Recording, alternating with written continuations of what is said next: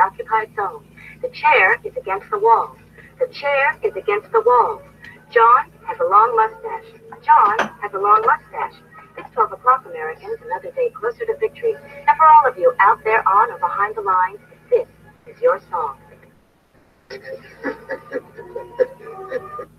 And welcome everybody to our Daily Gun Show. We come to you live every weeknight at midnight Eastern, and we talk about guns for an hour. So this is a panel discussion. We send the links out to people over at gunchannels.com. Gun Channels is a community we built a while back. It's a place for people that are creating Second Amendment focused or firearms content online, looking to collaborate with others, to share resources and learn, and of course people that enjoy watching content that is created by actual individuals and not disseminated by large then you'll like Gun Channels. So anybody that wants to join is welcome, and we talk about guns. So we've got a couple of people jumping in from around the country. Sarge just jumped in from North Carolina. Thanks for joining. Hey, what's going on? Appreciate the invite. You bet. Then Pink's jumping in from Ohio. Thanks for joining. Yep, thanks for the invite. You bet. And Gary's coming in from Kansas. Thanks for jumping in. Yep, thanks for the invite. Pulling a double header, doing the Foul Territory just before this one. About an hour ago. And then I'm down here in Arizona. So we've got other people with links are welcome to jump in. And we're simulcasting on the Instagram. See some people jumping in over there. And again, if you're wanting to join in, feel free to let us know. We'll send you a link and be part of the conversation. So one of the reasons we do this show is to not follow the news of the day. And typically on Fridays, we'll talk about the industry and we'll talk about tech. So we don't have any specific topics today. We can talk about whatever we want. Also, I should also mention that it is Free Patch Friday. One of the ways that we keep our projects online is the Gear website store. And anybody that's interested in purchasing something over there, help keep the lights on. On Fridays, we send out free stuff with every order, with no coupons or no minimum orders or any of that garbage. So with that said, thanks everybody for joining. And we have any topics to get into on tech or industry?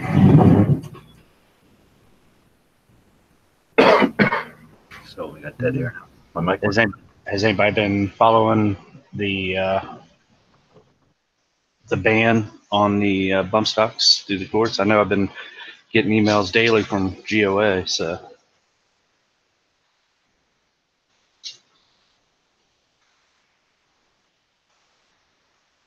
My mic work? Yeah, I heard you. I heard you. don't know if I know anything new in the last couple of days. I know they were talking about the California stuff that went on today. But... Yeah, didn't they say that the magazine limit was unconstitutional? Is that what they said out there? Yeah, that's what the Ninth Circuit said. Yeah, I did see that on the front page. So that's I guess we'll call it a small win, at least. But they're going to review it again, so they could change their mind. Yeah, but we could take it for what it is. You know, as far as today's date, it was a win. Now, whether it's a permanent win or not, is to be determined. But at least it was a win for today. Now, I have been kind of catching up on, periodically going to the Senate's page. And I've been seeing a lot of circuit court judges being appointed here in the past couple of weeks. I know 2 of them from Ohio got appointed. I think there was one from North or South Carolina got appointed. Now, all of those are appointed by Trump, aren't they?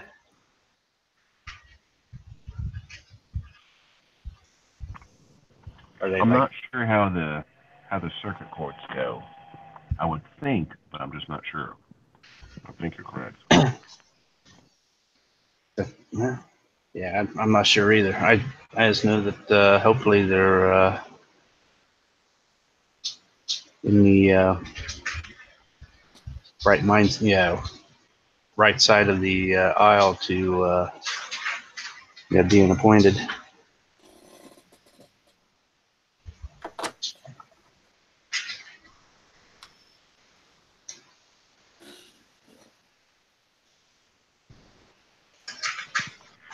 Anybody out in the audience say anything? Nope. I don't know if it's news, but it's starting to sink in that next Friday night at this time we'll probably all be together somewhere hanging out at Wanamaker, which is pretty exciting for me. Thinking it's only a week away.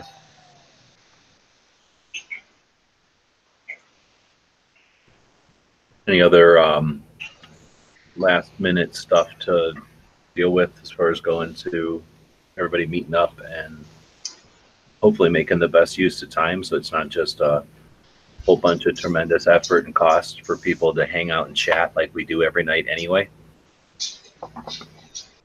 Take advantage of, like, actually being in one place.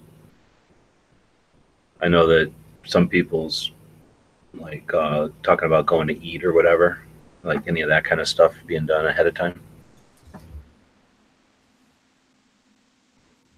I know that Snob wants to go to a place called Fat Guy's Burgers. It's supposed to be like the best burgers, which I know that's not really appealing to you, but that's one of the things he wants to do. I can't imagine Snob wanting to go anywhere. Can't he just go anywhere anytime he wants? He already lives there. I guess he's wanting us to go there, to expose us to it. It's supposed to be like the best place, so we'll find out. I think I heard him say that they know him by name there. He walks in, it's probably like Norm from Cheers. Well, I guess if you want anybody's opinion. Oh, go ahead. Anything gun related though? It's nice that we're gonna eat, but any other gun stuff? As far as, I don't know, anybody going to the museum this time? I think that's what Friday's plan is, if I'm not mistaken. I know that's what Obnoxious said, that he's wanting to go to the museum on Friday. I'm like, well, I'm in. Did anybody call to get a tour or anything? I don't know who all's going, to tell you the truth. But they should call and get the tour, because it's a lot more fun with the tour, for darn sure. I've been on 2 of them now. Yeah, if you're trying to create content, having a tour to be able to, more than just walking around saying, here's a bunch of guns that I don't know what they necessarily are, or reading the little, there's not really a lot of verbiage for all of them, really. Some of them do, I guess, have some labels. From what Psycho said the last time, he got to see, and he has some rare pieces back there on that tour. Yeah, because he had, I guess, when they were talking about the BB guns, air pistols or something, he had one of the models. It's rare, I guess, or something, and the guy brought out one. Something. I don't think he brought out the same one that he had. I think he brought out the companion one to it or something like that. I probably shot more BB gun when I was a kid, like number of bullets wise, than I ever have like guns, just because it's so much cheaper. That's where I learned how to shoot, actually, like shooting birds and stuff. There was like a horse ranch behind my house growing up, so we knew the people who ran the ranch, and like they didn't have a problem with us like killing squirrels or rabbits or whatever, because they'd get in, or rats or whatever would eat the horse food. So we'd, go around and wreak havoc on the wildlife. It was pretty fun. Okay. Anyway, how you guys doing tonight? Just got in. So we were kind of talking about meeting up in, well, Gary and Sarge are going to Tulsa, but since it's industry and tech, trying to keep it on those subjects, tech, ideally. Yeah, unfortunately, I bought a ticket, but then circumstances had me cancel the ticket that I bought to come. It sucks. Next year, you guys should do it in Colorado. We'll go do Dragon Man. Yeah, well, it's not. Well, I guess there is some part of it is getting together at different locations as gun channels, but trying to get a bunch of people together seems to be the big, what do you call them? I guess industry trade shows. So NRA and SHOT.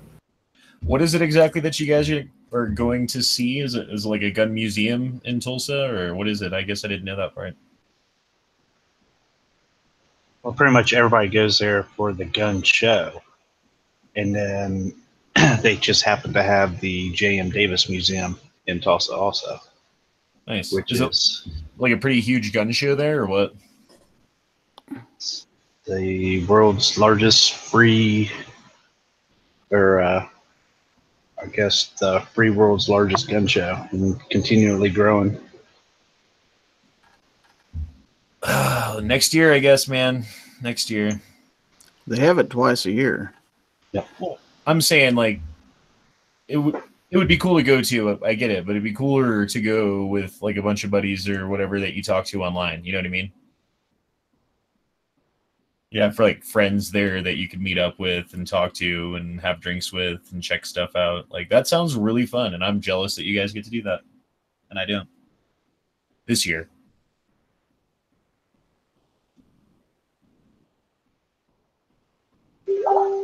Gun Snob's going, right? You live right by there. I will be there, and I just sent you a message back with my address too. Hi. So it's this burger place, huh?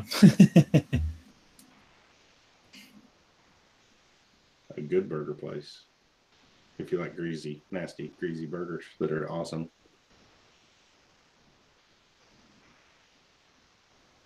Very nice.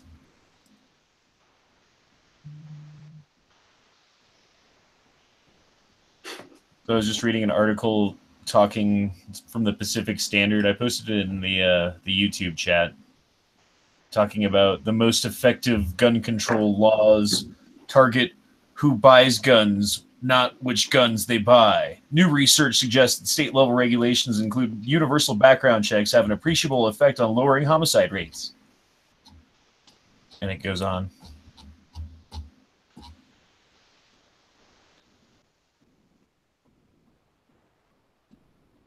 I don't know. I feel like that's the kind of stuff that we need to counter, you know? What link is this? I put it in the YouTube chat. I can put it in the side chat here, too.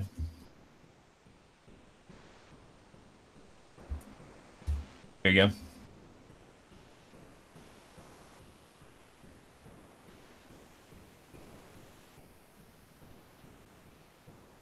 I don't know. Like, obviously, it depends on how they correlate the data and everything that comes in. You can come up with, you know, statistics to prove any point that you want if you have access to the data and the way that the questions are asked and the number of people who are asked, or, you know, the sample size of the group or whatever it is. The study can be manipulated in any case. I mean, like, look at what happened with smoking. Like when they were like, oh, we're going to prove that, you know, smoking causes cancer. There were 1 million doctors paid for by the tobacco industry who came out and gave studies that countered that.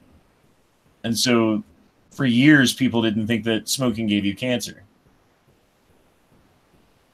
It's the same thing going on here. It's the left saying, oh, we're going to pay for these studies that prove that coming after your guns, or like having more strong gun laws or whatever wording they have for it has a good effect. Show a study for that. Give us a study for that. And a lot of the time they do the study and they come up with the opposite thing and they just bury it.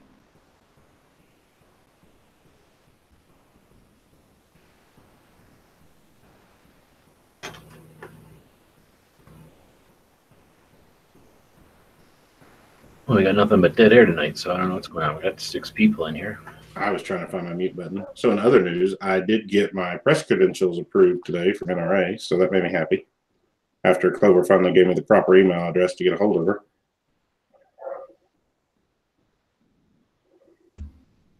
Yeah, make sure you send that over to me too. Do you need her email address? Because she told Clover we could specifically share it around. Yeah. I'll grab it and put it in the chat. I can't remember. I can't find the one from past years. Well, because I was emailing the NRA media headquarters and they finally responded, and she told me what to do, and I did that, and then nothing. So I emailed her last night after Clover's show, and by 10 o'clock this morning, I had the approval. Yeah. So I'll get it to you real quick. What does that give you, like the press day shoot or whatever? Just press passes. I want a press pass. That sounds cool.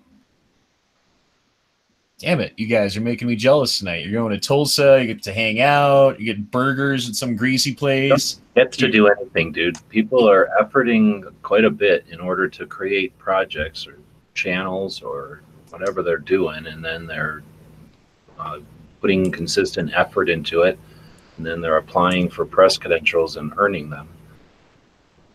A lot of people go to NRA show as a vacation, and anybody can do that as for an NRA member, and it's free, and you get to walk around and hang out and do all the things you're talking about. But people that are going with press passes, it's not a secret menu item that you go there and just ask the right way and then get a special sauce on your burger. It's supposed to be so that you can go in there and have more efficient communication or interactions with the people that are setting up there. Well, that makes sense. Like it gives the people at whatever booth the notion that you maybe when they talk to you, they're not just talking to you, And so they give you a little bit more in-depth information than they would just Joe Schmo from E Honda. I know I'm thinking the past couple times we went there, we just walked in and then went to the press room and then got our pass. Yeah, had them make up passes there. But if we can get them ahead of time, that's a plus.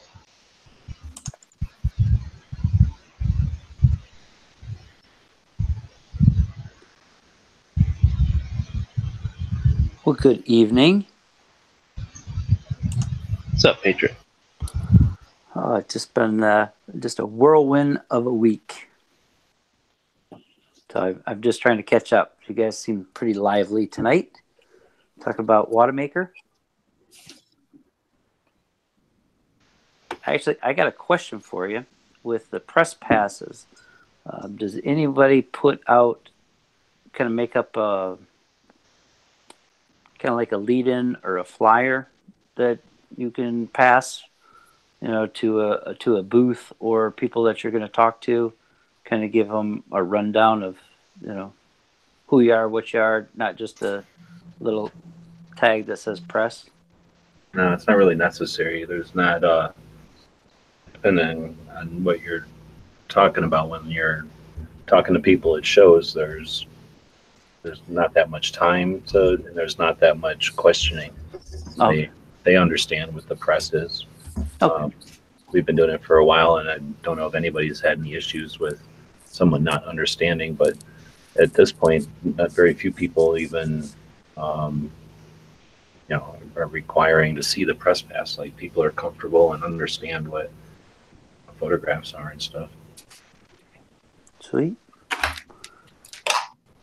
So no, that's probably something that would be like more distracting and more like confusing, because really most of the time you can just walk up, do whatever you're going to do. If you're going to try to do an interview or something at the booth, that's easy enough to accomplish while you're just in the conversation with them. Or if you're just trying to make contact with them, a business card or something is, I think, more traditional and more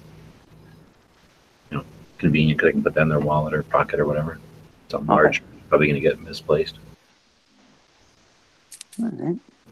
Now I was just reading what Fine 8 put out there in the gun channel side, that KE Arms is taking over the repair and service of the Hudsons. They've made a couple of parts and trigger stuff for them, so I imagine that makes sense. Yeah, it's nice for anyone who had their gun in limbo when Hudson went under. Like, if you had sent your gun in for repair or whatever, and like they went out of business right then, I'm sure a couple of people were kind of maybe having a little freak out about it,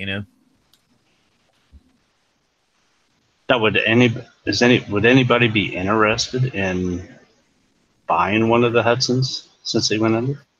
If I could find one for like 500 or 600, I heard they were for 600, and then they jumped up to 800 again after they realized they were selling a bunch for 6. Yeah, I saw them for 750.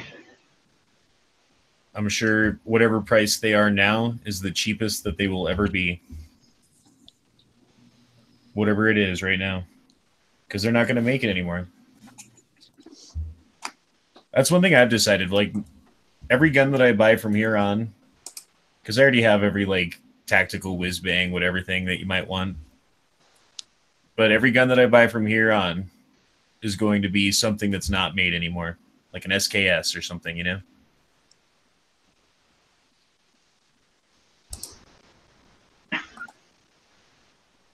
Or I was looking at a Ithaca shotgun the other day. Like a World War I version. So just guns that are hard to find replacement parts for? I guess, yeah. Sure. Well, shoot. I mean, if you have one that breaks, then you replace the part if you can. And if not, then I guess you got a wall hanger. That's when you go to the shops and the shows and buy those bags of parts. Right. And make a collection of those. And also, I was just going to ask if there's a secret Santa that goes to Wadamaker for everyone to locate stuff. I know you guys are, time and it's so huge or anything, but that would be nice. What do you mean? What do you mean? Just to say, hey, I'm looking for whatever, and somebody see it, then they could, possibly get the information or a card from the place. Like a replacement Maverick 88 18-inch barrel with a bead sight on the front. If you guys see one of those.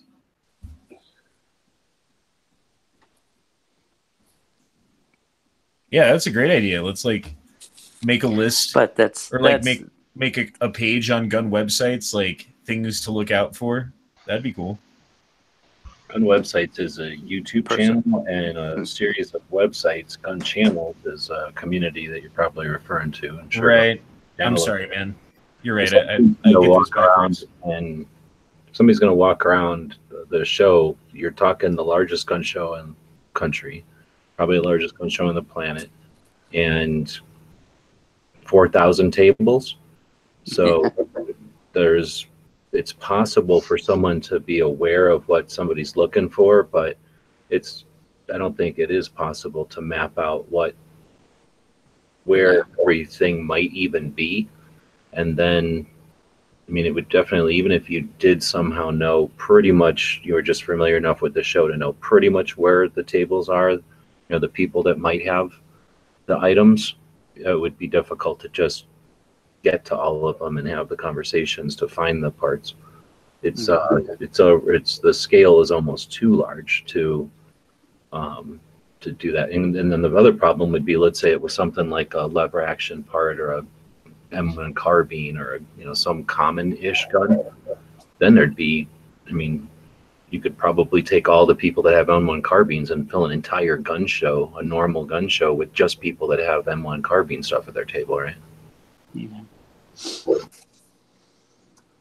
that's one thing a lot of people that talk about this show don't understand. They're like, oh, well, we've been to gun shows. We've been to gun shows. Yeah, well, not one that's that big, because it is unreal how big of a building it's in. And every inch of it pretty much is taken up with tables. And that brings people, so it's not like you have, just ability to run from one side to the other or some kind of trolley or something. And then there's just, you're trying to deal with each person. You've got other people there, so you don't just get to walk up and have a conversation. Sometimes you got to wait for some. Yeah, and I've been stuck in an aisle for like 10 minutes waiting in years past just to go, because there'll be somebody making a deal on a gun, just in the middle of the aisle with somebody else in the show, and then you turn around and try to walk back the other way, and the same thing's going on, and you can't even get down the aisle. You're just there. That's where you get a little rude. Excuse me, move.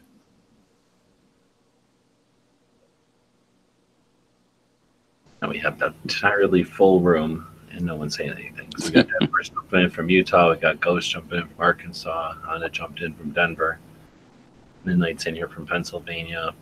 Patriots in here from Michigan. And then the silence is from all over the country because nobody's saying anything. Hey, I think I was behind in the chat before I jumped in. When you guys were talking about the Hudson, has anybody heard if anybody's interested in buying them?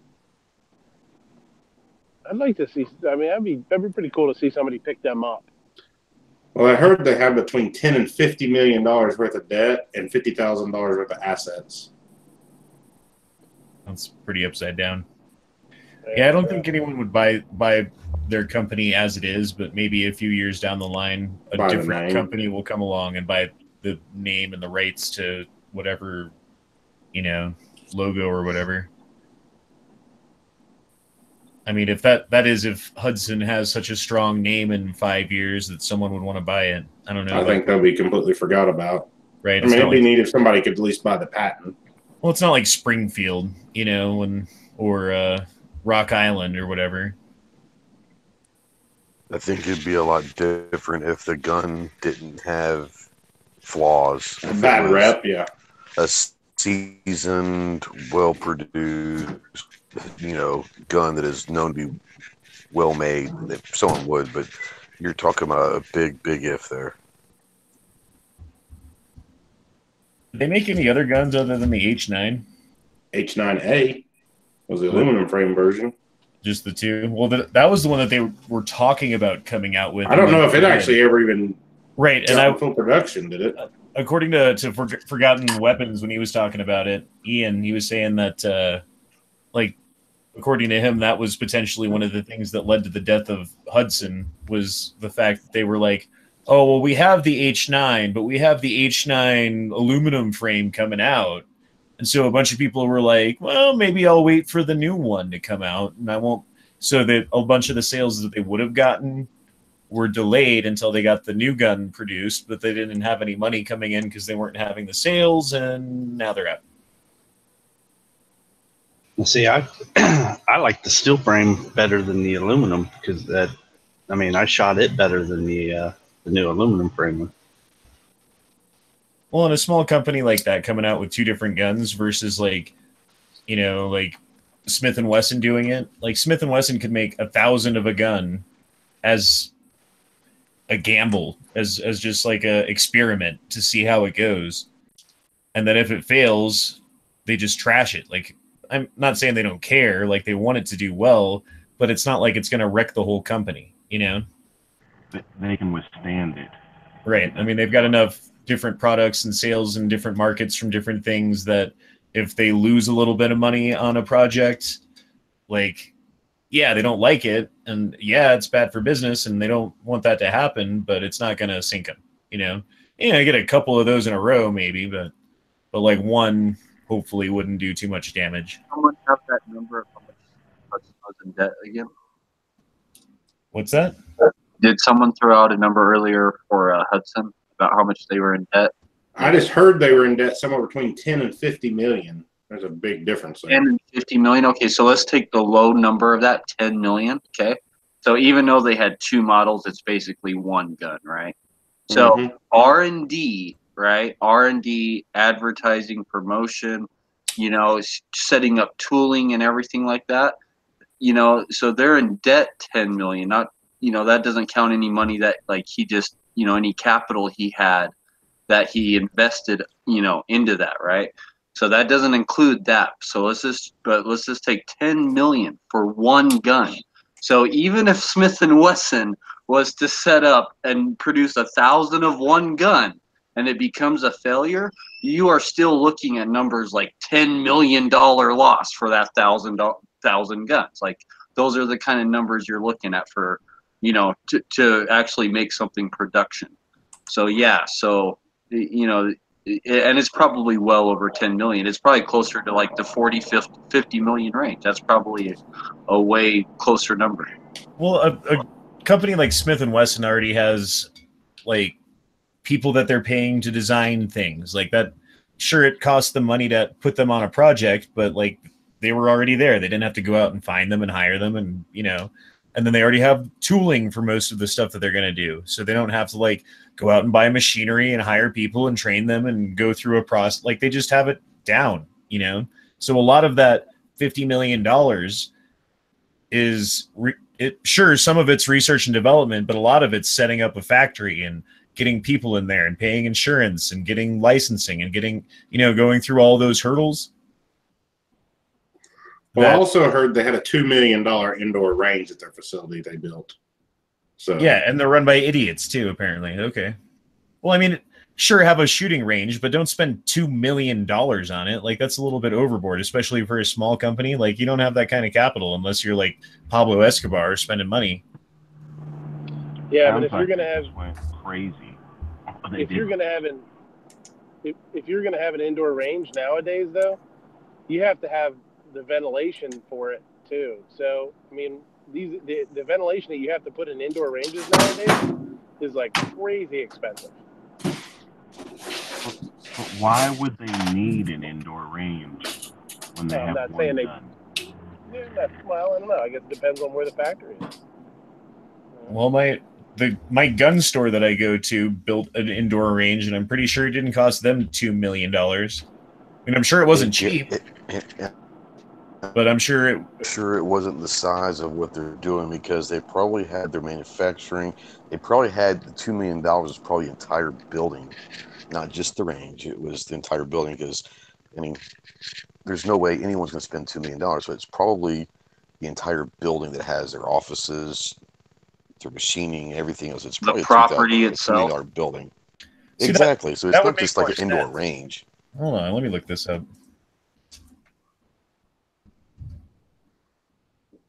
Yeah, because I think they say an indoor range is about $250,000 a lane. They're probably talking. They probably have. It probably is. I mean, I don't know, but they probably will say their property includes an indoor range. A $2 million property including an indoor range.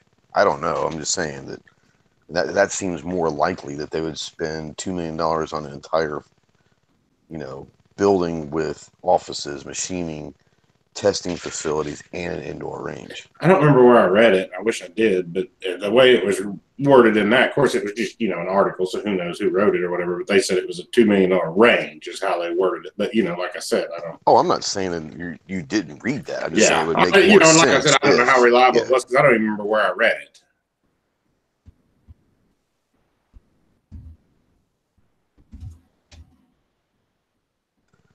What? And I don't know who it was earlier was talking and touched on it. You're talking, and who I think it was Honda was talking about. Smith and Wesson's got it down. Well, they also depreciate. There's a way of depreciating all of those machines per project. So they're not just depreciating their machines and buildings just on one project. They're depreciating over every single gun, because that's a tax write-off that way.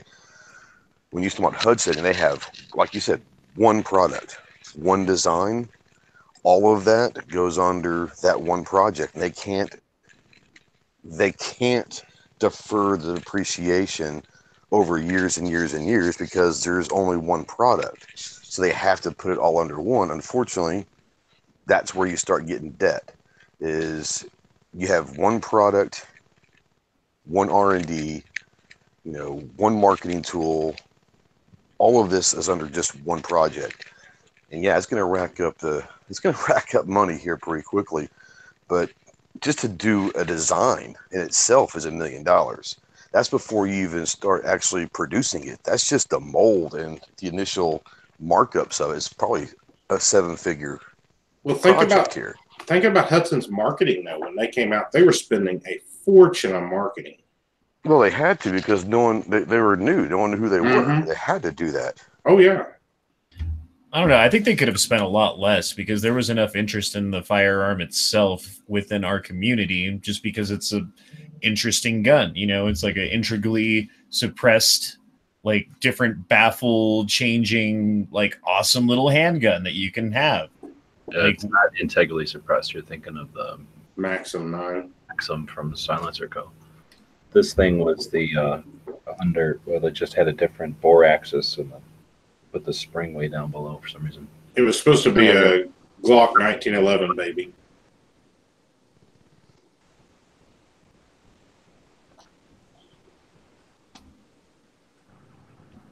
I agree with E. They could have spent a lot less. They went crazy with the advertising.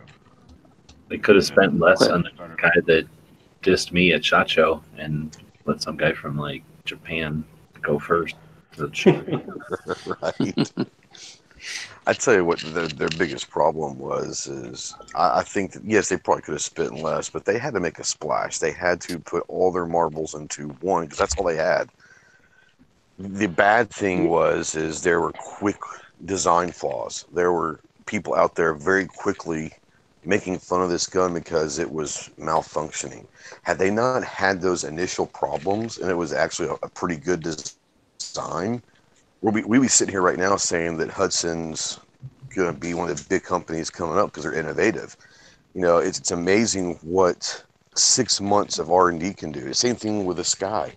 Had Sky not rushed into market with this gun, and they would have waited 6 to 9 months and actually finished a correct design of a gun, Sky wouldn't be a laughing stock. Sky would be an innovator.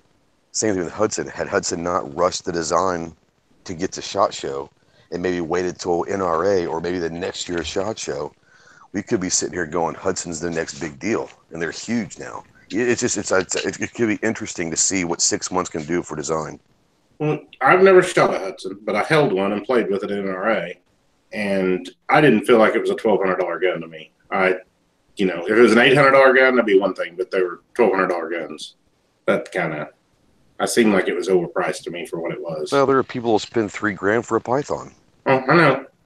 So there's a market for every gun. You just got to find it. But like I said, and it very well could be worth it at $1,200 for a lot of people had it not had initial flaws.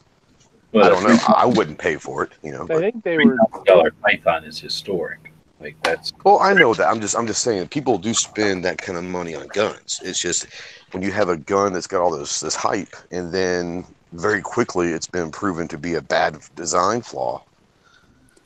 Then the $1,200 guns goes down to $600.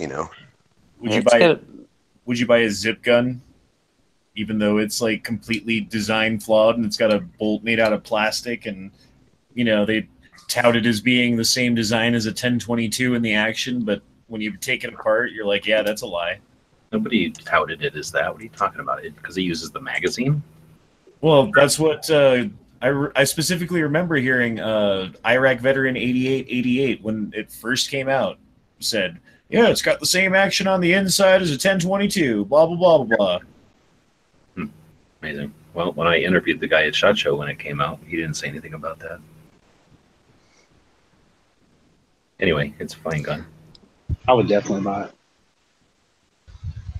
They're worth more than they did back when they were available.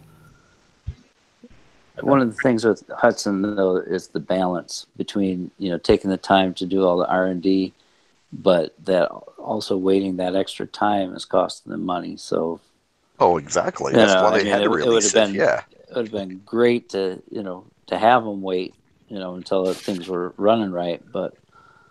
And as far as the advertising, they needed capital. Is what they needed. The only way to get capital is to sell it. Well, everybody's talking about the advertising. Well, the only reason we're talking about it is because of that. Because it wasn't, they were talking about it a lot longer than it's been out, right? I mean, they were talking about it a year before. And just because Hudson's out, right? That doesn't mean that the actual gun itself is out of the market, because a high quality company like Century Arms could easily come along and be like, "Oh, we're going to start making these guns now." Yeah, they may buy the patent at auction for nothing, right? Yeah. So, so the Hudson gun itself might still exist. So that doesn't. It's not necessarily the end of the gun. Well, look at how many other gun companies have disappeared, and then somebody buys the name or the patent or whatever and comes back. Wasn't that that Bulldog? Or what was Goldberg. Yes. And that one's been. Yeah, I think Hudson was definitely like Ghost was kind of saying was, they put all their eggs in one basket. It was like fake it till you make it. You know what I mean? People talk about how expensive everything was in the advertising and even the case that it came in and all kind of stuff. They say fake it till you make it, but they didn't hold out quite long enough to make it. Well, their marketing was awesome though. The way they marketed, kind of, with the fancy case and all that, that was pretty cool. And if it just hadn't had the flaws, I think, yeah. But I think they could have, taken some of that away and offered a model at a cheaper price and probably sold 3 times as many also. Yeah. I think they kind of rushed it to market too. Is Glock still making that folding Glock, or is that out already? Glock doesn't make it, but yeah, that's not a full Glock conceal. product. Yeah, That's full conceal. That makes that. I played with one of those at the gun shop. That is, I will never own one. I'm just gonna say. I think the concept is, how do I put this? Not for me, but I think that there is a market for that, for the concept. But the problem is once again, you're talking about the initial reaction from the market. And the initial reaction from the market was, this is a joke, a gimmick. Regardless if it is or not, that killed it right off the bat, You're talking about 2 extremes. Have Hudson's and then the folding Glock, 2 extremes of marketing and advertising. Somewhere in the middle is probably the right way. I don't know. Maybe it's just me. Yeah, I don't think very many people talked about that gun in a positive light. Especially, at least initially. I think too nowadays a huge part of marketability, if you can get something that's used by the military, or the federal government or something like that, was anybody going to pick up a Hudson, and use it? Like, talk about Homeland Defense or, some military branch picking up, the 320. Was anybody going to pick up the Hudson? That would have even rumors of that would have helped them out. That would have been huge for them. Well, the problem with that is people don't realize that the testing process for military, and I can't go into like federal law enforcement, but I can tell you that military testing is a couple-year process. And I promise you that it wouldn't even made a final cut if it had the flaws that it has. It would have been found out within a week, and it just would have disappeared, Yeah.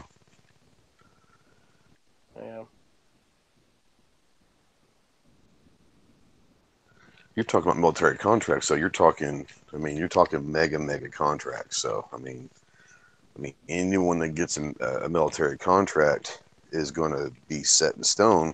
But why do you see military contracts, at least in the U.S., and I can't speak for foreign abroad, but military contracts in the U.S. as far as weapons go, why do they continuously go to established, brands?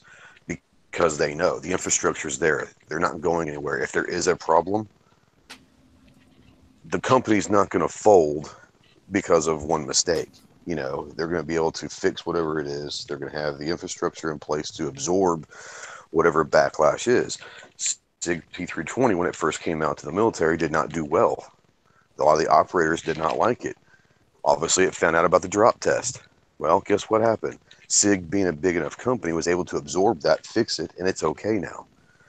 Hudson would never be able to absorb that initial, backlash.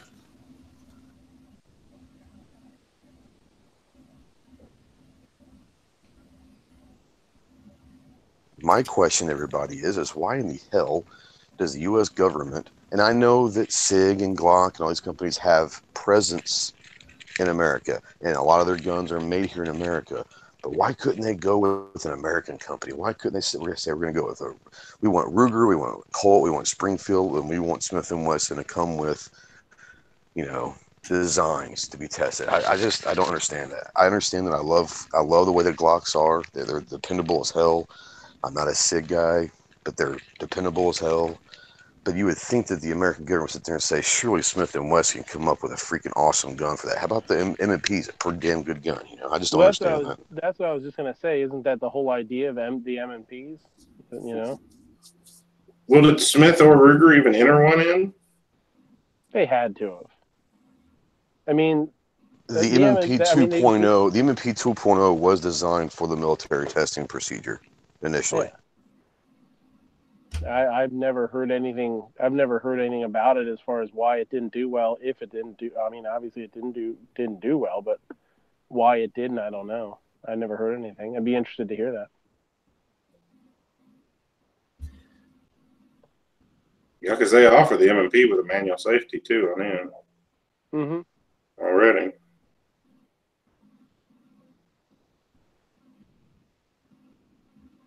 I don't know. You could ask why the government spends a lot of the money that they do. You know, it's ridiculous. Like, hey, every couple of years we need to replace all the widgets. You know, and then when it comes to the military, like, they have so much surplus stuff, you know, that they've bought and barely used and then stored away. You know, that's just money that we all paid for. I don't mind paying for surplus guns. I mean, you know, if it comes to the defense of this country, I have absolutely no problem with there being a stockpile of weapons just in case something breaks up and we need more and more and more. I just wish they would do it with an American-born company. That's just me.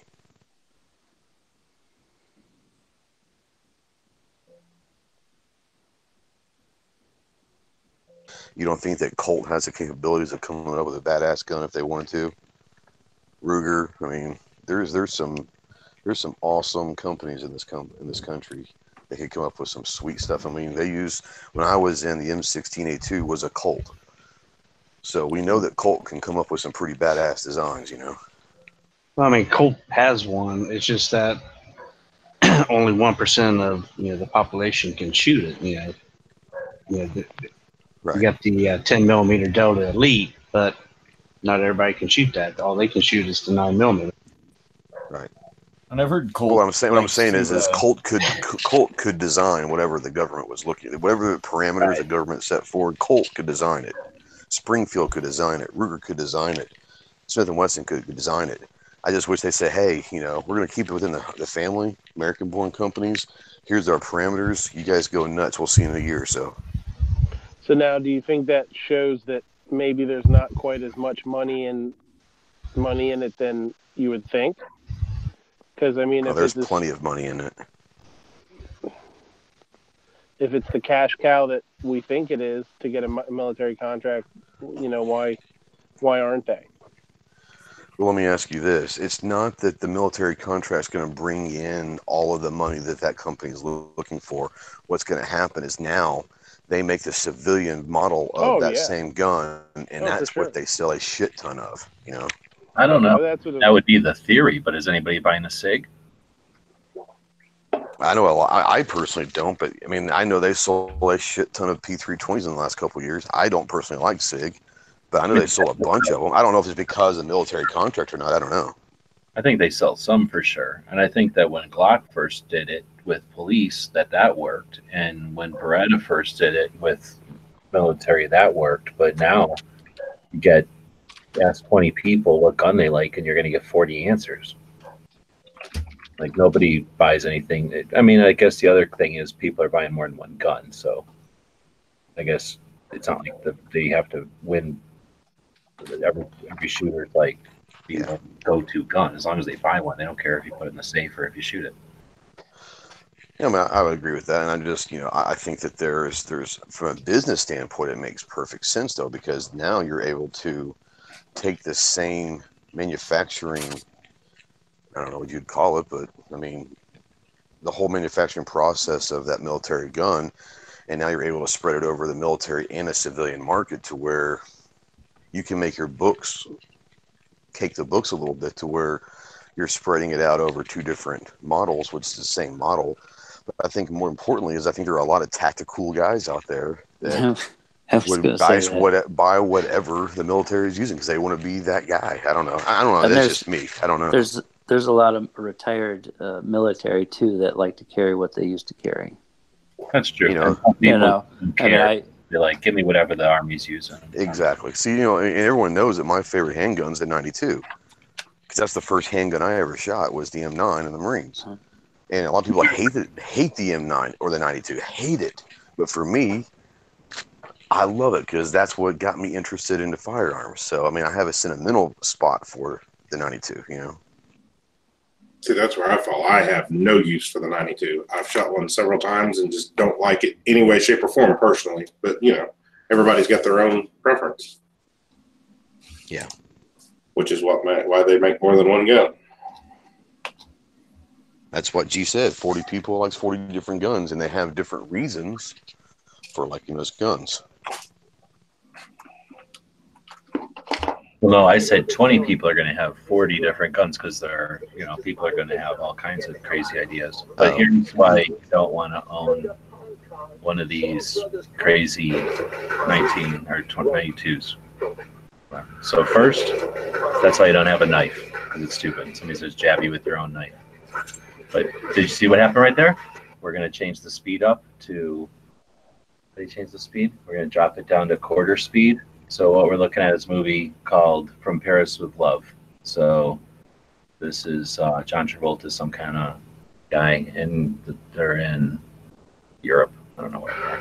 So now they're in a fight in the street, and this guy just pulled a knife on him, right? So John Travolta just stabbed the guy with his own knife, dropped him to the ground. So now all his gang is freaking out. And then the first thing they go to, 9mm Beretta, stupid gun. And now look what happens. He doesn't even look at this guy's still crying, right? This guy's over here crying. This guy doesn't even have to even look, and he's already got the slide off the gun. There it is. It's off the gun. There's the little 9mm bullet doing nothing for you. And oh, now he's wiping his tears and then jabbing it into his neck. And now the slide is in his neck, doing nothing. Now you're puking blood everywhere. And that's the danger of carrying around a stupid Beretta gun. See, but here's the thing. I want to rebut this argument with the thing that I want to sit there and say, what if you had a 92 with an attached bayonet to it? Then you're a knife on knife, or blade versus blade. Now, would you carry 92 if you get a bayonet fixed to it? No, because ninjas can get right up. Oh, come on. Bullshit. Well, I'm just going to say if he'd been carrying a Glock, somebody would have got shot. Because I'm talking to the bayonet king here. I thought he'd get excited about a bayonet on a 92, you know? Until you stab your leg reholstering. See, there's ninjas that catch 9mm though. I owned a lot of Kalashnikov bayonets, but I not done a bayonet thing.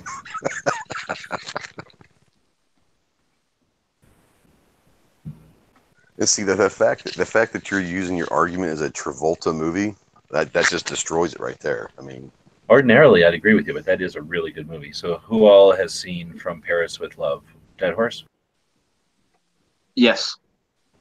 Honda? I think once, but I can't remember for sure. If I did, it was once in a long time ago. Have you seen it, Coast? I had never heard of it until you said it just now. So no. Gizzard? Nope. Patriot? Have you heard of this one? I know the scene, but I've never seen it. And today I watched From Russia with Love, but that's that's different. A great one. That's a little different though. Pink. This one? When it first came out, so it's been a while. Sarge? Which one is it? The Travolta movie called Paris with Love. From Paris with Love. No, I am not familiar. Snob. Well, had you just told me the title, I would have said no. But when you showed me that scene, I do believe I have, because that looked really familiar to me after that. But it must have been a while back. Was that an older movie? No, it's not that old. It's a couple of years old. It's not new or nothing, but it's not super old either. Clover's out there saying one of his favorite movies. He's got a link 2 different places, and he decided not to join us. So still got a seat in here. So if anybody is out there got links, feel free to jump in. And then, this is all about supposed to be an interactive conversation. So if you're watching this thing, then be using the comments and let us know if you've seen From Paris with Love. So DTP is saying he hasn't seen it. Ozzy owns it. Pants is saying they won't put it on Netflix. but he has not seen it either. Okay, so you guys are all crazy. So here's the good part: is you all get to watch an awesome movie. So you're welcome. So it's John Travolta, and you may or may not like that guy. I mean, I consider him like cold, hot and cold, right? Like sometimes he sucks, and sometimes he's fine. Like sometimes he's really good, sometimes he's really bad. But I don't just hate all movies with him or anything right off the bat. But take it or leave it, he's in it, and he's the star of it or whatever. But it's taken quality gun handling, I'd say, right? And then a notch down from like the Transporter or something like that, where it's a bunch of fake karate kung fu crap happening. This is like fairly realistic fighting, but like a notch above like maybe a realistic spy movie or something. But it's not as bad as like what's his face, the Bourne guy. Like, you know how that is like kind of over the top fighting. Like this is just a step down from that, and then almost like Pulp Fiction, because there's a bunch of drugs and like they're good guys, but they are breaking the law, kind of, you know, living on the edge, kind of good guys. But I think it's a good movie. So you guys that have seen it, did you like it?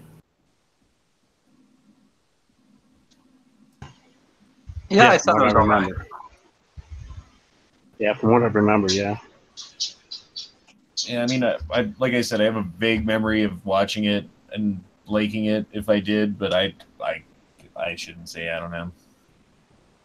Well, I would highly recommend watching it. It's a good action movie. It's the kind of movie where if they shoot a bad guy when they're climbing up the stairs in the middle of nowhere, Europe, they take the mags off the bad guy. They don't just walk past, you know, all this stuff that a bad guy would have on them after they just were in a life and death thing. And then it's pretty good. So let us know if you go watch it at some point. It should be available pretty much anywhere. It's not new or anything. Then. See, here's a problem, G. You've already ruined it for me. It sounds like it's a really good movie, but you've introduced it to me as a '92 hate movie. So I mean, so I guess I'll go in there with an open mind. I guess. Oh no, it's a good gun handling movie. They don't even really bring up that just one scene. Very like a whole bunch of scenes in that. I know. A very good gun movie. Who's making all that? All right, let's go watch it. I have to go find it somewhere. I'm sure it's around. Wasn't there a scene from Lethal Weapon that was kind of like, I mean, he didn't take the slide and jab it into the guy's throat, but didn't, what's his name, take the slide off of a 92 off somebody? Yeah, Mel Gibson did, yeah. And then there's a scene from... Oh, Jet Li did, I think. He took it out of Mel Gibson's hand, didn't he, or something like that? There's another movie where they jab a 92, they take the slide off and jab it into somebody. That's not the first movie that did it. That's just the most recent movie that did it. Yeah, I want to say Jet Li. I don't know if... I want to say it was Jet Li. Just completely dismantled that 92 out of Mel Gibson's hand. And then if there's another movie that they did that on, I may have not seen that one then.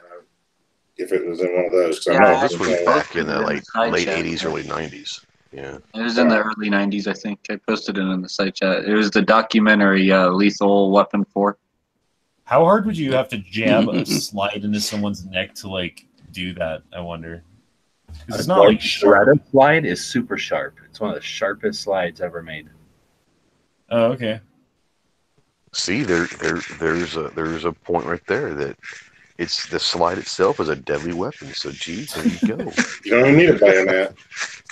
I'm trying to defend it to the G here, you know. Now, a G would like if it was a .45 caliber. Apparently, it doesn't even need a bayonet. Actually, it is a bayonet. You can do the same thing with the Desert Eagle. Like it has the same takedown. You can go up to a 92. I mean, that's not even like movie fakery. Like you can just go up to a 92, grab it, and then kind of jab your finger down, and you take the slide off. Like because the little lever there, you know, it's retained, and you can just be a. And if you really want to have fun, you stick your finger down the barrel, and you can stop any projectile coming out of it. No, but you can definitely take the gun. Every other gun makes you like pull out a pin or do something. I mean, I don't understand. Right. No, you're right. It is, but see, also that's one of the reasons why it was like that is that you can field strip it. You know, for the military concept of it is it's easily stripped in a quick. You know, if you ever had to do something. Now, it might not be good in a Well, it's civilian easily. market. They made it easily so you could easily strip it, is because when the weak 9mm fails you, you can easily strip it, and you can use that slide as a pair of brass knuckles and as a Kubaton, right? Oh, the hate is So strong in that's this one, young Padawan. just saying. Like, you can easily use that slide as a Kubaton / brass knuckles. It works. They want to make it easy to take the slide off so you can get that barrel out because it's so narrow. You can use it as a survival straw because it's very. Oh, see, and we use it with our MREs. That's how we drink our stuff out of our MREs. Well, metal toothpick, though. You can use it as a pin to remove pins on bigger guns. Oh, it's getting deep now, boys. All right. So, anything else? What are we talking about today? Got a full room in here. Industry. Did you guys talk about the? What are we talking? What's the topic tonight? Industry and tech. Yes. Oh, okay. Let me think about that. So someone in the gun web, the gun channels chat was saying that the range at Hudson was rated for 50 BMG. They're a 9mm manufacturer. I wonder if it was a previously owned range that they acquired, maybe. For $2 million? I still think it was either a previously owned building used for something else, or that $2 million has got to be including the entire facility. It's gonna have I don't a lab know that. or I don't something know in it. that, but something's got going on. Yeah, they might have a lab. The research department. It's just incorporated in it. Maybe Hudson just had big plans of going somewhere. No, there's no way you could put a whole gun factory in for $2 million. Like, just the equipment alone is going to be millions. No, I'm just talking about the building itself. I mean, the building could be utilized for much more than just the range.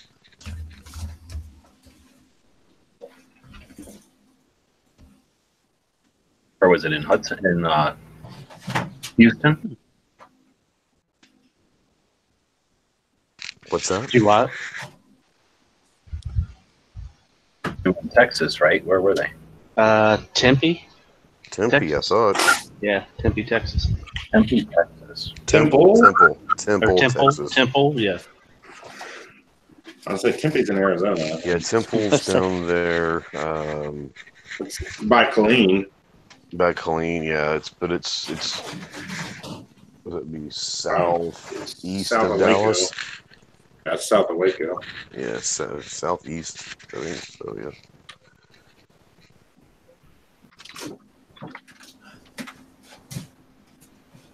Oh, Waco. Good little town back in the day. Evening all. What's up, Abe? What's up, fine? Oh, not a whole lot. Just tried to get in here to kind of answer a couple questions or debate Ghost on his little rant of why not very few of the U.S. Small arms are made by U.S. companies. I mean, okay, who we had for the longest time post World War II was Colt. Colt was the premier small arms manufacturer for the U.S. military. Correct. I mean, let's see, Colt went bankrupt, what, 2015? So, I guess kind of point I'm trying to make without making it is your whole thing about, well, how come Smith Wesson can't design this gun or Colt or whatever. It's not that they can't do it. Like, let's take Desert Tech just as an example. They can make a really interesting, really nifty gun. However, it's not the fact that they can't make a gun or they can't make 10,000 guns. It's making the 20 or 50,000 guns to military standards over the course of, a decade plus. It's just the simple manufacturing capacity. And with Colt in decline, who in the, let's just call it the free world or the freer part of the free world, is really left to kind of, that has that sheer manufacturing capability? Smith and Wesson can manufacture a ton of guns very quickly. And if they can't, then once they get the contract, they would be very willing to expand their production table. They don't have to produce. They don't have to produce 1 million of them right away. They have to produce some for the testing, and then boom. It's not like they say, okay, you're the one, and we don't want the guns tomorrow. They understand it's going to take time to produce those. I would be willing to bet that any of the American companies could and would be willing to expand their production level to serve the U.S. military. Palmetto State Army. Armory. I have to believe that. Just kidding. Huh? Yeah. Palmetto State. I mean, I see what you're saying. Manufacturer. I know. I see what you're saying. What you're saying, but I'm also saying is when you start throwing the kind of money that a government contract will throw at you, you're going to be willing to expand your outfit. Okay, my whole point was government contracts can be both stable and very fickle. Okay, but we're not saying that Smith & Wesson is going to build a whole new thing. You're just going to have to expand. It's not like they're going to have to. Expanding is building a whole new thing. No, it's not. Only have it's adding on. It's adding on to it. It's not building a whole new facility. Well, adding on can be the same cost or more than building a new facility. You still need the space for your mills. Space are you for telling me that Sig Sauer? Are you telling me that Sig Sauer didn't expand when they got this contract? No, I'm saying they expand. Okay, we're kind of like having a running back and forth of different points here, but. Well, you're telling me that the reason why Smith & Wesson, or the reason why American companies can't get it is because they don't have the production quality or the production availability to produce them. I'm saying that neither did Sig Sauer. So if the production, the amount that the company can produce is a factor, then Sig shouldn't have gotten it either. I'm saying if you're gonna, in these contracts, it is always a factor. Because every single one of these contracts, which I have read, by the way, they all have time stipulations, and then you are penalized severely for going over these time restraints, and they don't care. Oh, there's a worldwide steel shortage. They don't care about excuses. You are penalized, and you can very easily go into the negative on a government contract. Okay, once again, did Sig Sauer have to expand? Well, some like Sig, they've got facilities also across the world too, right? Yep. So they can just fire up one of their other facilities, say start making these pistols. We've got a big contract that we need, and then have the facility in this country making half of the contract, the ones, and then the facility in America making the other half. Well, if you look at successful companies like Colt, do you think for the last, how long has it been? Almost, 60 years that, Colt's been, making ARs for the government? Do you think that they make everything in-house? No. You know how much outsourcing they do for how many different companies? Exactly. I mean, so even Colt, there's so much outsourcing that goes on in these contracts too. Exactly. Everyone's going to get a piece of it. I'm just saying, is if it comes down to apples versus apples, why the hell wouldn't the government at least want to go with an American company? Unless the bid, and I know that the SIG bid was crazy low. I'll give you that. That's been reported that the SIG bid was half of what everybody else's was. That's probably why they went with it. Okay, but if it's apple versus apples, talking the same kind of manufacturing timetable and all of that, why wouldn't the American government go with an American company? I'm just saying. That's my personal preference. I'm not saying it's right or wrong. I'm just saying I would like to see an American company outfit an American military. Yeah, I think it was all price. Mm-hmm. Oh, Sig, Sig, lowballed. I mean, I'm gonna say lowballed. Their Well, bid was like half of it. I technically, mean, Sig, it's New Hampshire, right? Exeter, New Hampshire, Mhm. right? Is technically an American company, and they I pay said American American, taxes, okay, right? but I was saying So, American born. And So I stipulated from the very beginning that I know that Sig and Clock and all these companies have American presence, but they're not American companies. So there for the pistol trial, the companies that submitted something was Beretta, CZ, FN, Glock, Chris, Sig, Smith and Wesson, and STI. So there were 3 American companies. Correct. So it was the STI Detonics Defense STX. I don't even know what that is. The Smith and Wesson M&P 2.0. Sig did the P320. Chris had the Sphinx SDP, Glock 17. FN did the FN 509. CZ did the P07, and Beretta did the M9A3. Yes. So there were 3 American. And Ruger companies. actually designed the American and declined it. I never said they weren't in the trials. I'm saying I would rather him pick one. Like I said, I know that there are American companies in the trials. But you can't tell me the Sig P320 so far and away blew out the quality of a Smith & Wesson M&P. No, but once again, if you use your thing of talking apples to apples, all thing being equal, if Sig said, "Hey, we'll sell you these for $50 and guarantee, a metric ton of parts exactly a year," what happened. Yeah, they're going to exactly pick what that. happened. And that's not going into whether or not there was somebody who either had like a favor or grease palms, or they just went, it's not that important. It's not like, oh, this is our new ballistic missile sub where everything needs to be the best. It's a pistol. It's a secondary. What they could have done is they would have said, okay, here are the parameters that we're looking for. We want a handgun chambered in whatever. Okay, they can sit there and say whatever they wanted to. Let's just say it's a 9mm. They want this gun chambered in. They want 200,000 units, and they're going to pay $300 per gun for it. Now you have your parameters.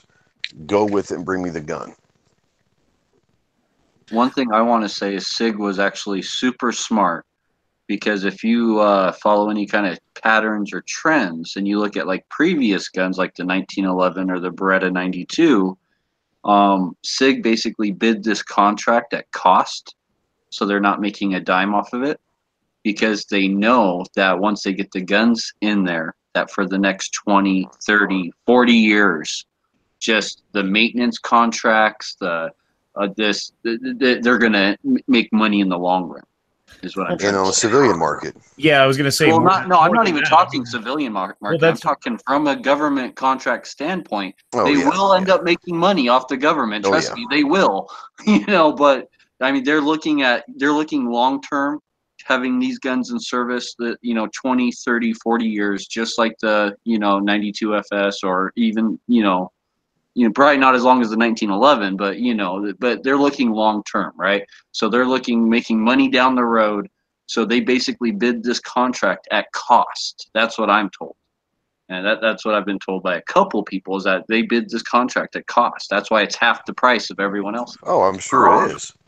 Yeah. Well, and that's what Glock used to do for years. They'd basically like almost give away Glocks to police departments and this and that. And then they could say, when advertising, like 400 different police departments in the United States, 500 different police departments in the United States use our gun, And so when that's very true.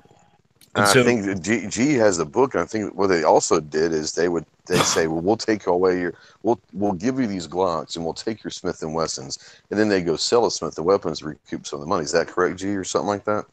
Yeah, they made money. So a Glock costs like $35 to $75, I forget, and then they would sell it to cops for $100, and then take their old guns, sell their old guns for $200 or something. So they made money. It also saved us from product liability.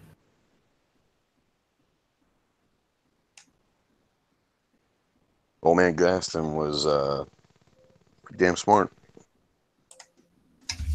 He still is, but I mean, back then that was pretty genius right there. interesting like I thing. said, I Well, don't that's want to. easy to say. I mean, he had to gamble by doing it in the first place, but it was also a plastic gun coming out of Europe in 9mm. So we act like, oh, that's a common thing. Like, that's no big deal. That's everybody. All common sense gun, right? 9mm plastic gun. That's the most reliable gun. But that was back when everybody was carrying revolvers or weird, semi-autos of all different shapes and sizes. So he basically had to do that kind of stuff just to get them to even think about it. But anybody who wants to discount it is like, oh, that's conniving or something. They paid nothing for those guns. How much would it have cost them to throw them away and buy something better? They didn't, because those guns work. So it was a business thing at the time, and it was super interesting both for capitalism and for law and for gun and for the machines. But it wouldn't have happened if that gun wasn't worthy.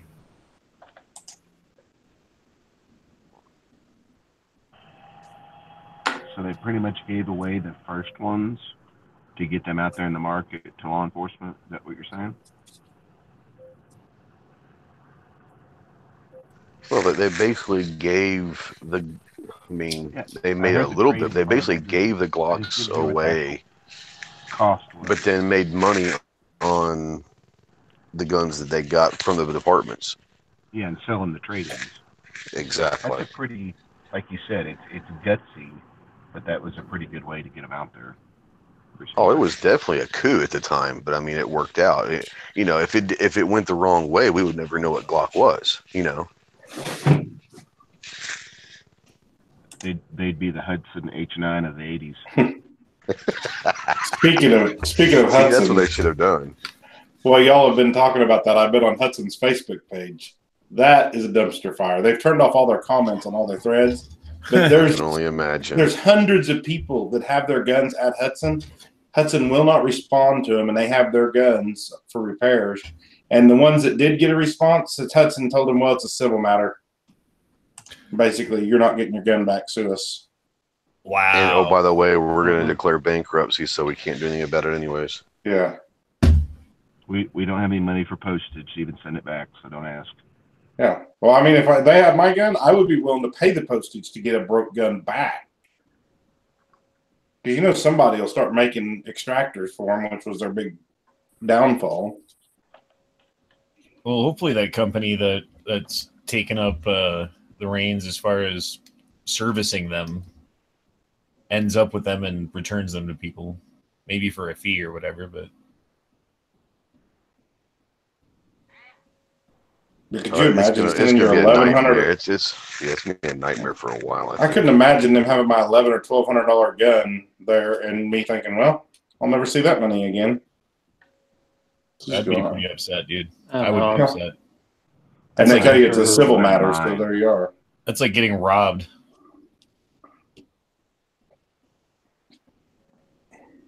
It's worse than that. It's like getting robbed from the people that you bought the stuff from. Mm-hmm.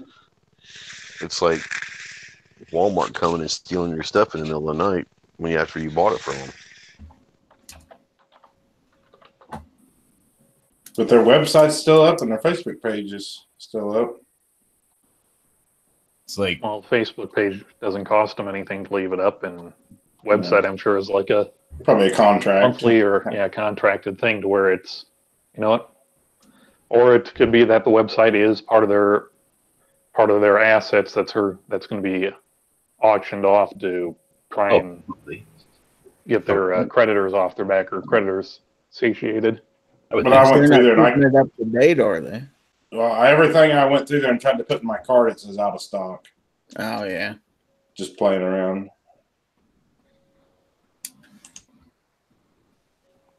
I don't know if they.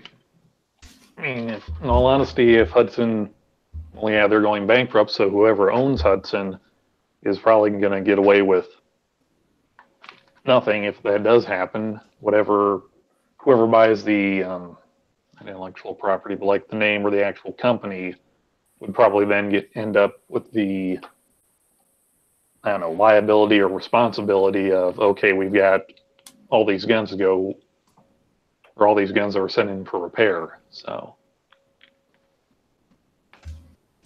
well, maybe if someone could buy it up for like pennies on the dollar, without all the debt, you know, they can do that. That's what's I going to think happen. debt's Is part someone's of going it. You buy the someone's going to buy the design, but they're not going to buy the company. If a yeah, they're going to mechanic buy goes the out, intellectual property. if a mechanic goes out of business, they don't just keep all the cars and sell them to somebody at auction, do they? Don't they just give the stuff back to the people that Yeah, are? that's what I don't get. I mean, it's your property, I would think. Uh, I mean, if piss they off enough refuse, people, it's a class action. well, yeah, but what do you get out of them? They're bankrupt. Were they still Well, doing you can get the their part? guns. Were they They're still doing the serialized. part They've where got you? to know that. Same Sorry, Patriot. No, I was just wondering if they were doing that thing where you paid in advance. I know, wasn't it Sean did that as far as paid in advance and then finally got the the pistol later or something? Is that still going on? Is that what they're talking about? Is people that paid in advance for it and, No, and just people haven't No. received it? pistols to I These fix are people that send them in for Oh. repairs. Oh, All, okay. all Connery did is buy it on like some kind of, what do you call that? Oh, the website he does with the Yeah, he just bought it on kind of a layout. Yeah. Okay. I didn't know if that was where you pay before they were in production or something. You're talking like that. a pre-order, basically. Yeah, for like a pre-order. Okay. But no, these are people's guns that they owned and sent them back in because they broke the extractor or whatever happened. I think that was the main problem with Hudson's. I pre-ordered the Echo trigger because I was worried they were going to make it illegal like right away. Well, I received a surprise in the mail today that I didn't order. I got a Streamlight Stinger 800 lumen flashlight, and I didn't order it. It's like a $150 light. And it ended up, it was with my address, but somebody else's name. And it was my new neighbor that moved down the road. But I gave it Dang back. Yeah. So the question is, how much integrity do you have Oh, I did. to get to your neighbor? Yeah, I gave it back. Of course. We just found a neighbor that's a gun guy. No, it's that Streamlight. I mean, I did take it out of the box. I mean, it was I had to find out what it was. I didn't. He did a review on it, of course. But Yeah, I should've. thought about it. Tried it out on all his guns. No, this is like a handheld one. No, it's a Stinger's like, well, a Stinger's what I carried when I was at the police department. Yeah, it's I've got it like in my you drawer right could here. beat up somebody with it. But it was nice, rubber handle on it. I mean, it was $150 light. So There's a charger for it. I don't know where mine is.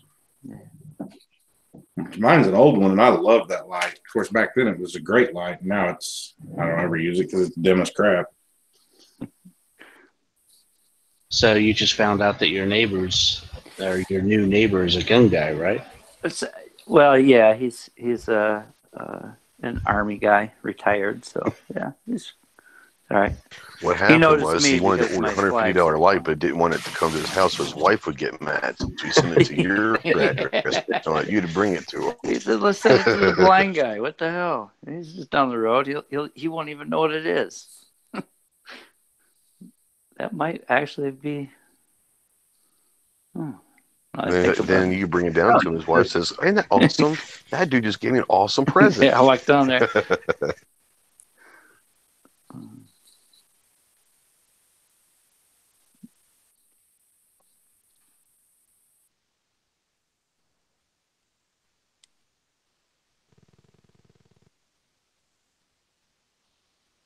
Oh, come on. So, last good movie or movie you would recommend to somebody to watch this weekend?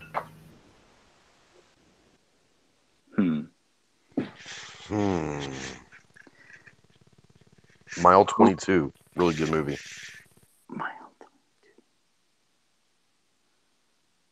I don't know that one.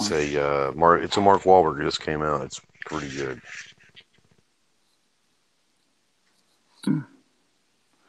There's a new movie on Netflix called Three Frontiers with Ben Affleck. And it was I thought it was pretty good. Uh-oh. Nope, not on this fucking show. Fuck that movie. Fuck that movie completely. Anti-Green Beret and it's fucking anti-fucking. Fuck that movie. What movie was it? I missed it. You should. Oh god! I really just wanted to hear him say it again. All right, let's move on. That would make the whole show right there. Yeah, Jesus is gonna end it. What was Mile 22? I know I've seen it. It's yeah, I thought it was good. It's Mark Wahlberg assassin type thing. It's pretty good. I watched the old Shooter. I think that was him too. As Oh, yeah, as that's he a was great a sniper movie. or whatever, and kind of Yeah. retired. And, He's a gunny, Yeah. yeah, retired gunny, yeah. like conspiracy and the president and all sorts of weird stuff. Yeah, That it was was great. old, They actually though. had a TV show made after that. I just watched Point Break the other day. That's a great movie. The new or the old one? The old one. Oh, of Okay, course. good. Yes, I was like gonna that one, say, yeah. you know, it's got to have Lori Petty. No, man, the old one. Patrick Swayze and Lori Petty, yes. Keanu Reeves and Lori Petty. and Lori Petty. Yeah. You know, the whole towel. Yeah. Anyway. Hush was a movie that I watched, and I do not suggest watching it. It's garbage. oh, I Never just heard of it. watched the Megalodon, and I've never seen Sharknado 7 or whatever all the Sharknadoes that they've made, but it's the worst shark movie I've ever seen. The Meg.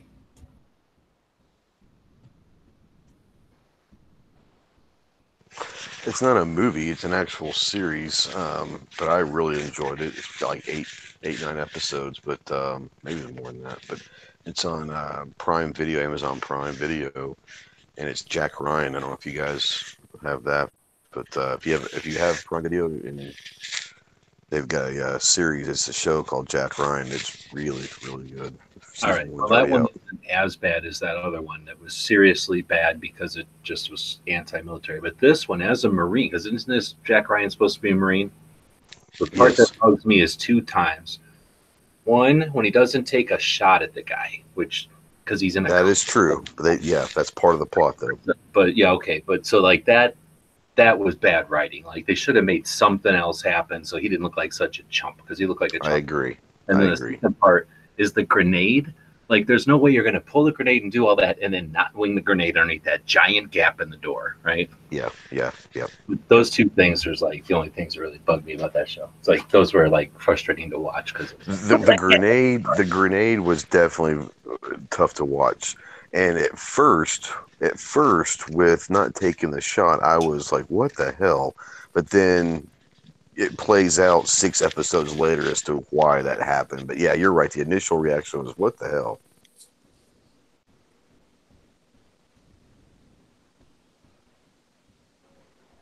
But otherwise, I really like that whole character.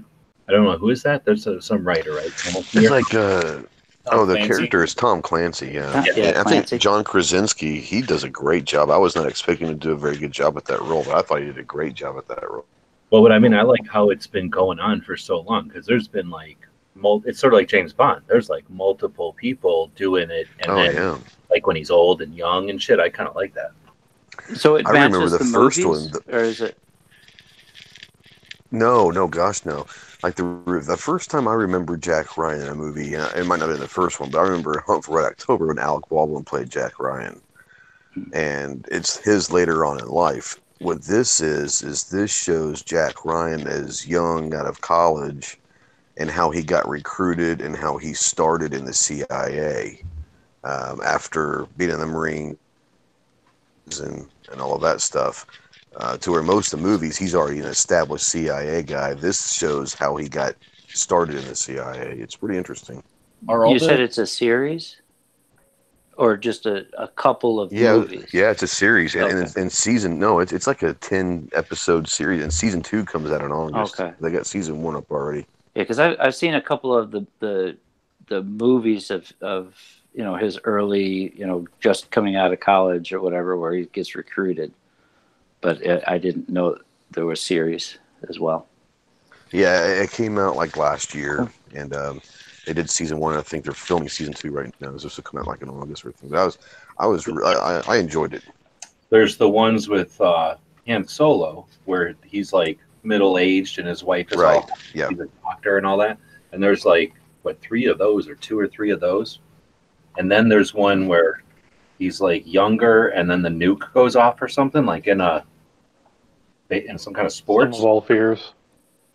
Yeah. And then is there another one? And then there's this new one. I think the one with Harrison Ford, was that like Patriot Games or something like that? Yeah, Patriot Games. Wasn't it Clear and Present Danger? Clear and Present Yep. Danger, Some of All Exact- Fears, Hunt for Red October. Those are the 4, I think, big ones. Rainbow Six. But I don't think that Jack Ryan was in Rainbow Six though.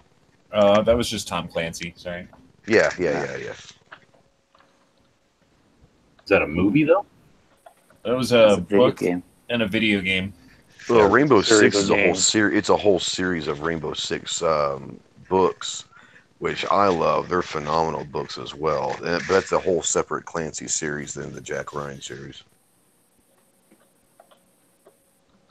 Yeah, that was John Clark. And That's right. yeah, Gee, have you ever read? Have you not read any of the Rainbow Six? Then I think you'd enjoy that. They're great. yeah, Rainbow books. Six was badass. I've listened to audio tapes back in the day of a bunch of Clancy stuff, but the problem is it all mixes together. So, Yeah. I mean, it's all That's true. there's a That is couple true. different authors like that aren't like necessarily like that, but that have series or whatever, so that I if I try to think about it or somebody describes it, I can remember reading it or hearing it, I guess. But if I try to think of them myself, I get the characters and the bad guys and the adventures all mixed up. Yeah, a lot of Clancy stuff is like that. But yeah, if you ever get a chance to and you get bored on maybe one of your next tour, try to go download the audiobooks of the Rainbow Six series. I think you'd enjoy it. Well, let's get back to this weekend. Any other suggestions for movies you've seen lately? Last one I watched was actually, let me pull back up here so I get the year right. Midway from 1976, starring Charlton Heston and Henry Fonda. Nice. I saw one about 3 weeks ago. I was up late night, couldn't sleep, and I watched The Final Countdown with Martin Sheen. That's an interesting movie. It was just as bad as I remember it when I was a kid, but it was 3 o'clock in the morning, so. Just Nice. before the show, I watched Robert Shaw and Jaws, 1975. Good one. You guys might not like this one, but my son's favorite movie, and I just watched it with him the other day, is Tron Legacy, the new one. No, Ugh. the original. it's okay. Yes, but the second one was. I thought it was good, and he loves it. Has he seen the original? No, we tried to watch it, man. He wasn't into it. Too old. Mm. I mean, he's 11, so. I'm trying to think. I watched something the other night. I watched the Hospital OA with my dad. series. What? The OA. What do you say? 08? Yeah, Oscar Alpha. Oh, okay. It's Never heard of it. Netflix series. There's 2 parts, but it's like 8 episodes each, I guess. That's kind of it's different. There's really no gunplay in it, or I guess there is a little bit. But Did you guys watch Love, Death, and Interesting. Robots? Several times. That's a great series, man. Everyone Great should check that out. anthology. Yeah. Are they making any more episodes? Do you know? No idea. I hope they do. I don't know, like each one of them's like a 10 to 15 minute, no longer than that, little short story, animated, little anime, all done in different styles, all different stories, all crazy and weird in some different way. It was actually really interesting to watch. Never Enough Ammo turned me onto that one. I tell you, I missed it because I was trying to remind myself to watch it, but I forgot about it. But the original The Crow was on a couple nights ago on one of the channels, one with Brandon Lee. That was a really good movie. If you haven't seen that one, go watch the original Crow, because on top of the movie being pretty badass, the soundtrack was incredible. Yeah, that was a good movie. Didn't he die during it or something? Yeah, Yes. he got shot by, they thought were blanks, but they weren't blanks. Yeah, that's what I was trying to remember. I mean, that was a long time ago. But Teach you right to come to Detroit. Shot by a Right. 44. It was supposed to be loaded with dummy rounds, and it was at least one of the bullets in one of the chambers was a real bullet. And the speculation is like, was it done on purpose or was it an accident? But I mean, if you're loading a prop gun, wouldn't you notice? Unless you're just an idiot, I guess. There's supposed to be a squib in the barrel that was used in a gun that was being used like a regular gun and then was being used in the movie. So there was a squib in the barrel. So when a blank went off, it supposedly shoved it down, I think is what I've heard. But I've also heard his dad needed his help, and that's the easiest way to get off the radar so you can go do undercover work. That's a great concept. I could buy that. Does anyone remember the Voyagers, which was a TV show in the late 80s, the time travelers with Phineas Fogg? Yes. Yes. No, I remember the dinosaurs. Cartoon or no. It was this guy. He was kind of a thief. He stole this pocket watch, and it just happened to be a time machine. Well, he was skipping through time, and this kid fell out a window or something out of a building when he jumped in there. Anyway, so it was him and this kid. And so he didn't know how the thing worked very well, and the kid was kind of smart. And they would go, and it was kind of like Quantum Leap series. So it did all sorts of different things. But he ended up shooting himself with a blank that, screwing around at a party, supposedly, and killed himself. So, but it was a good show up until that part. There was a movie, I can't remember what it was. There was a guy that in a movie or filming a movie that put his gun to his head with a blank in it, and it killed him. Is that what that was? Or yeah, yep. Okay, I remember hearing about it. I didn't know what movie or show it was on, but I do remember hearing about that. Okay, yeah, obviously not a gun guy. Obviously not. Yeah, I just got done watching The Order. It's a series on Netflix. It's halfway decent. What is it? The Order. Which one was that about? The one with witches and werewolves and stuff. He's going to college. Oh, I haven't seen that. I think my wife has watched that one. She said it was pretty good. It's like a secret society in college. You know, a pilot died making Top Gun? The new one or the old one? The old one. When they were shooting one of the scenes, they were supposed to do like a spin or whatever, like it was out of control, and then it actually went out of control and he crashed the jet. Because I know the new one is using just the footage that they didn't use out of the first one, supposedly. As far as the airplanes. Apparently it's Sarge's birthday, so happy birthday, Sarge.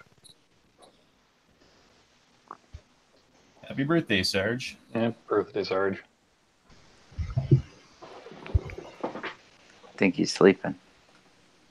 No, He just left. He said he had a message. He had to actually go do some work. Oh. Yeah, I suggest the OA or AO. OA. And the other one was Travelers. Did you watch that one on Netflix? That series? Mm-hmm. Guys from the future come back and take over somebody's life just before they die and trying to change the future. It's a pretty good series. So now we're talking series, because The Ranch on Netflix is the best series out there. It's not described, so I haven't watched it. Okay, did you guys ever see Milo and Otis? Yes. Like the dog and cat movie? Okay, So this is according to Ranker. As many as 30 Milos and Otises died during the film, including over 20 kittens. So 20 of wow. Sorry, I was looking up movies where people died, and I didn't realize that Milo and Otis killed 30 animals to make it. I'm guessing on that one they didn't have the little thing that says no animals were harmed in the making of this film. No, they couldn't. I don't know. It was so there was a Japanese production known as Kon whatever, The Adventures of something. So it was a Japanese thing. The Japanese director who did it, and I guess he just didn't give a fuck about animals.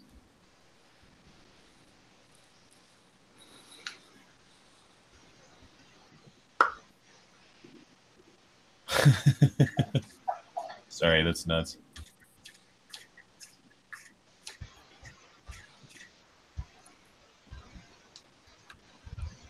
All right, well, that's an awful lot of dead air for a room with 29 people in it 2 hours into the show. So we're going to take that as a sign. There are 18 people watching, according to this. So if they unanimously scream out that we should keep going for some reason, then I guess we can. Otherwise... The next season of Santa Clara Diet just dropped, I think. Is that good? It's all right, I guess. Isn't it Drew Barrymore or whatever, and she's kind of a zombie or something. I've watched it. I don't know if it's her or not. I think it is her.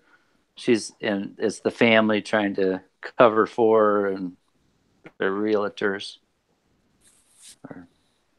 For those that are into it, you might as well start binge watching the previous season of Game of Thrones, because there's only 2 weeks before the new season starts, so you might want to start doing that this weekend. Yeah, I can't wait for that, man. That's going to be awesome. Zombie dragons. I hope it is. Dude, it has to be. Everything's got to go down, and everything else has been so well written and done. If it wasn't awesome, Well, the cool thing is the last season, there's only 6 episodes, so they're going to have to pack a lot of stuff into 6 episodes, so it could be pretty cool. How do you guys think it's going to end?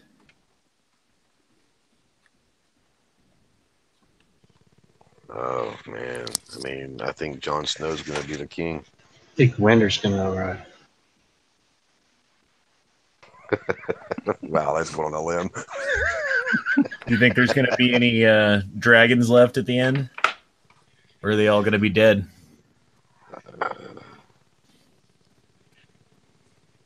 I think they're going to be dead. I think, yeah.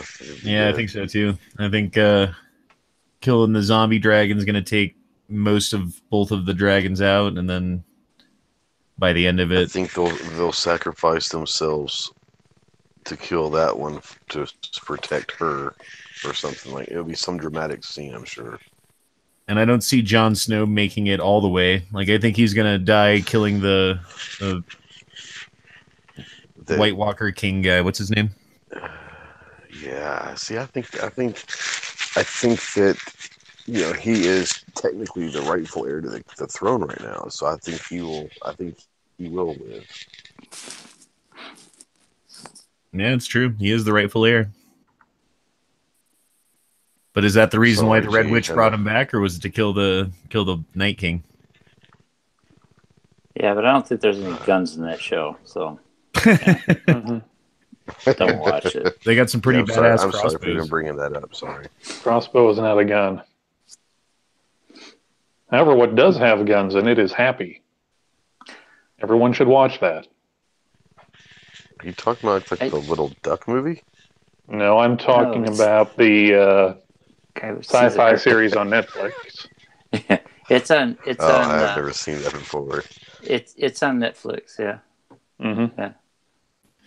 I've been watching Orville. I really like that. I think it's my new favorite show. It's like Family Guy, Star Wars, but Star Trek instead of Star Wars, but not cartoon, and kind of serious. Do you guys ever watch SEAL Team on CBS? No. It's really good. They do a really good job. Whoever is the consultant does a really good job with these guys. And just for the record, G, on Ghost's top 5 or top 4, I wrote in Green Berets. So, just saying. What was that? Is that a video or is that the only reason why I didn't put the Green Berets is the Green Berets are more now of instructors than they actual are operators anymore. I would take one old Green Beret over a whole gaggle of Rangers. What are we talking about here? So I saw. I did a video. I did a video a couple days ago that, in my eyes, the top 4 top special operation unit in America. And I ranked number 4 was 75th Ranger Regiment, 3rd was Force Recon, 2 was SEAL Team 6, and 1 was Delta Force. And he said he wrote in Green Berets. And I said the reason why Green Berets, in my opinion, is just my list, didn't make it, is they're not really operational anymore. They're used more as teaching other countries how to, they're more instructors now. Well, that's not now. They've never ever been anything but instructors, but they also 12 dudes lead battalions, so they will operate in a different way. But I agree with everything. Rangers are not fucking special ops. Only a couple of Ranger fucking are. They're just like, hardcore infantry. But they're the light infantry unit. So in any real list, you got to put aviation in there because the special operations aviation is the fucking hardest of core fucking pilots. And nobody gets those guys are badasses. Yeah. And then Mountain Division. They're not special operations. They're not special ops. I'm from Colorado. I think it's cool.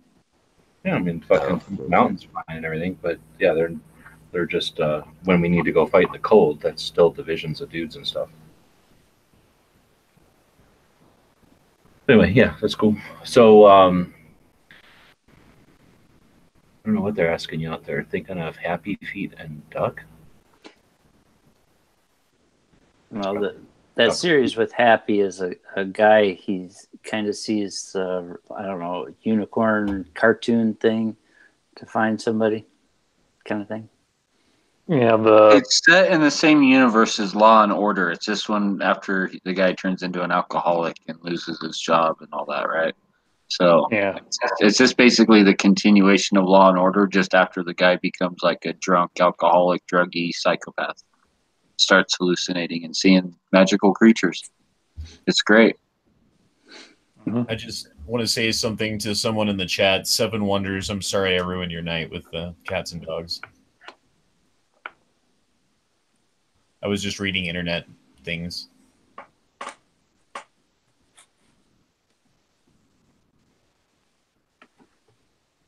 Every time you bring that up, it kills the chat. I'm sorry. I won't talk about it again. Well, it was Free Patch Friday, G. Did anybody take up on the offer? Good question. No. So I guess I asked before if anybody wanted to jump in there and say anything. We keep going, but nobody really said much. Is there anything else? I got kind of a gun rights thing to look out for, to be on the watch for. Yeah. All right. So 11 senators are currently pressuring the CDC and want to know why, like, the CDC's gun injury estimates are unreliable, why all the CDC's numbers are, inconclusive and unreliable and stuff like that. And other studies have shown that they're unreliable. And that kind of sounds like maybe at first like it's good gun news, right? Like, oh, like, yeah, like let's get the CDC to stop counting suicides as murders, right? And stuff like that. Like, let's get real numbers, right? So that's what you first think of. That's what I thought of. But until you find out that the 11 senators are all Democrat senators pressuring this. And the reason why they're pressuring this isn't because anything to do with numbers like, mixing suicide and murder. It has to do with them only being taken at 60 hospitals across the nation, and some of those hospitals aren't in violent areas like Detroit and stuff like that. And so they want to basically put the CDC and track all the biggest, most violent cities is all they want to track basically for their gun numbers now. And this is what the Democrats are pushing. And, so, it's, I don't know. I already sent an email off and, told my representative that, it sounds good at first, but we want real numbers, right? Not just because that their numbers aren't necessarily coming from the biggest, most dangerous cities. Yeah, because those will make those valuable numbers, Yeah, it's all about them literally like using magic fairy dust and coercing the numbers in their favor.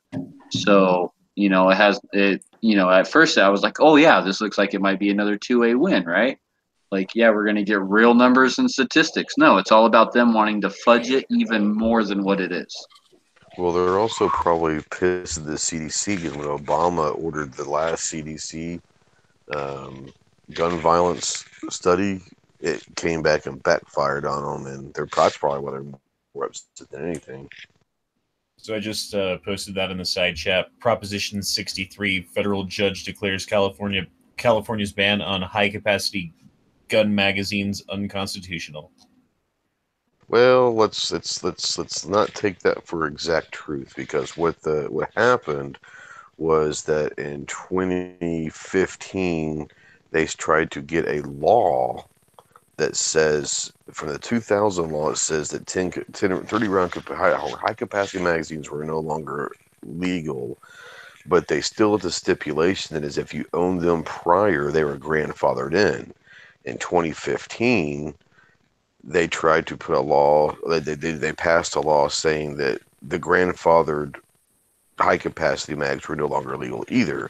And that's what this ruling was saying that law was unconstitutional. Now what they're hoping is now that this, because what he did put in the decision was also there was a remark that said that this is unconstitutional and everyone should have the right to own them. Talking about high capacity magazines. So what they're saying is they're interpreting that as he also said that high capacity mags are illegal. So it probably will go to the Supreme Court. But what they basically shot down was that the grandfathered high capacity was not constitutional. If played right, and it does go to the Supreme Court, it could be used to set precedent for the bump stock, for unconstitutional. Yeah, it could be huge. Yeah, unconstitutional forfeiture. It could be used as a precedent if it's played right. Yep, if it goes to the Supreme Court. Yeah, it could be huge if it does go. It'd be interesting to see what happens with it. That's definitely one we got to keep our eye on. Oh, and I was just reading this. Supreme Court rebuffs bid to block Trump's gun bump stock ban. So it basically goes on to say that 2 times in the last 3 days, the Supreme Court rejected bids to hear case in effect.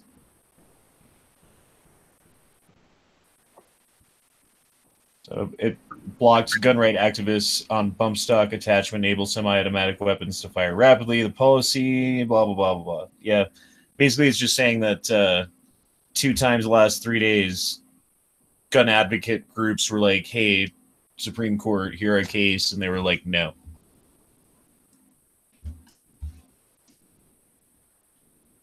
So that's cool.